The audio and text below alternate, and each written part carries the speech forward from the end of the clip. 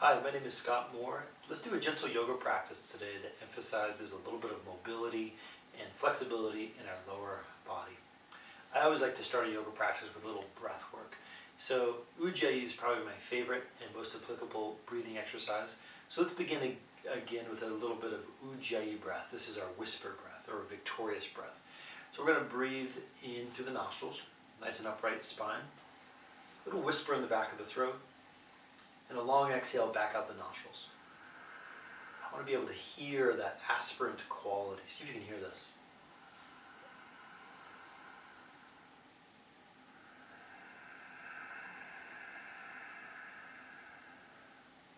Okay, you should be able to hear your own breath at the very least, but really, expand your length of breath in and out.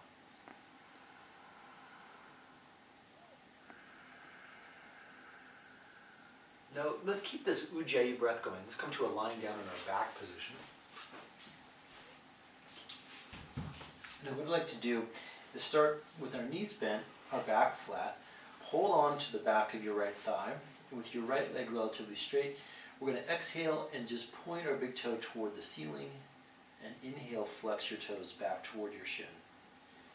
Exhale, extend your foot toward the sky. Inhale, flex your ankle back. And just move back and forth a few times. Roll through your ankle joint now.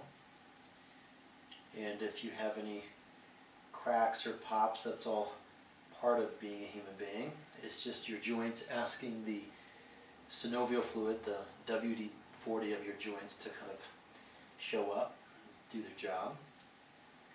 Okay, now when you're ready, we're just going to flex the knee and then straighten the knee. And I like to inhale as the knee flexes and exhale as the knee extends. And just move back and forth, just mobilizing through the joint.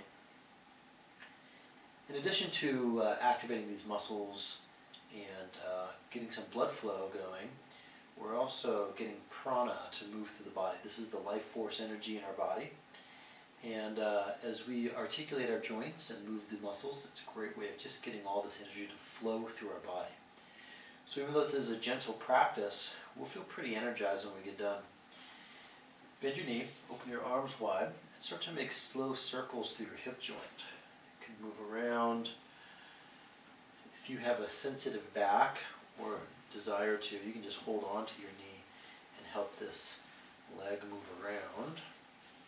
A couple times in one direction. Here's where I feel a little pop in the hips.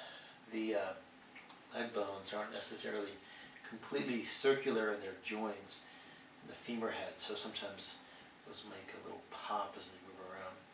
No big deal, especially if it doesn't hurt. And then once you've done that leg, just rest your leg on the floor for a second and see if you can notice a quality difference between the right side and the left side. Just those couple poses, the right side feels pretty vitalized, pretty open, feels nice, just doing a couple little gentle poses.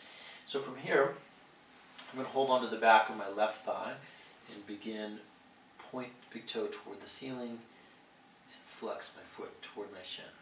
I like to exhale and point and inhale and flex. So you can keep your Ujjayi breath going and then move through your ankle joint. Pretty simple stuff.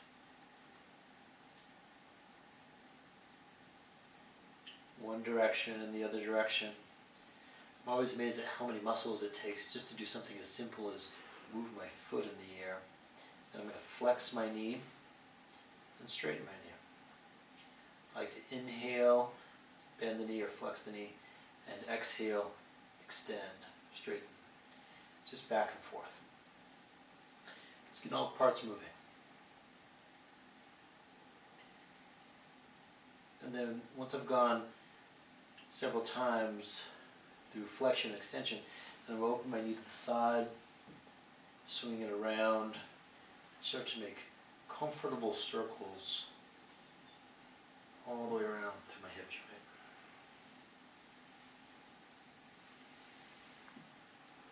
A couple times around in one direction.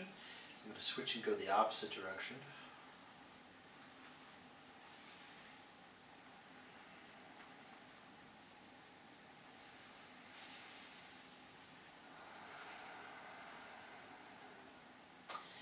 finally, I'm going to put my left ankle back on the floor, right ankle over my left thigh. And then I want to invite these muscles on the outside of my hip to just loosen up a little bit. So a little bit of supine pigeon pose, I'm going to find myself just comfortable enough in this posture, meaning just intense enough, point where I feel like a level 6 or level 7 stretch. If level 10 were my most intense, what does level 6 feel like? And then today, let's do a slow little rock side to side. I might choose an inhale a couple degrees to my right, and an exhale a couple degrees to my left. Just loosening up the muscles, the outside of my hip. I also feel this a little bit in the back of my thigh, my hamstrings, just a little bit.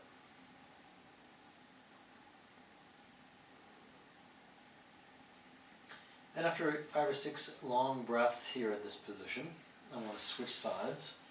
I'm going to put my left ankle over my right thigh, reach through.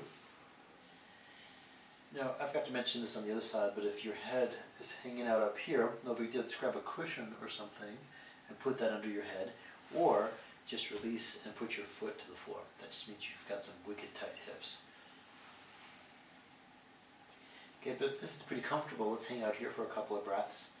And if you like that, we'll just do a gentle, slow rock side to side.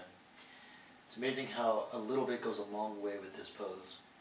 You don't have to have your most intense version for this to be effective.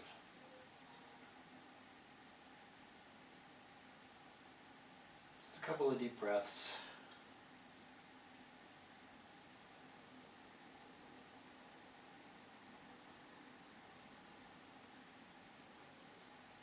And then when this side feels balanced with that side, the other side, then just extend both of your legs out, lie down on the floor, close your eyes, give yourself several minutes to just relax here in this pose.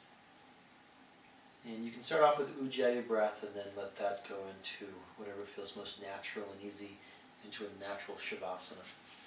So everybody, thank you so much for joining me for this yoga practice today. Have a wonderful rest of your day. Namaste.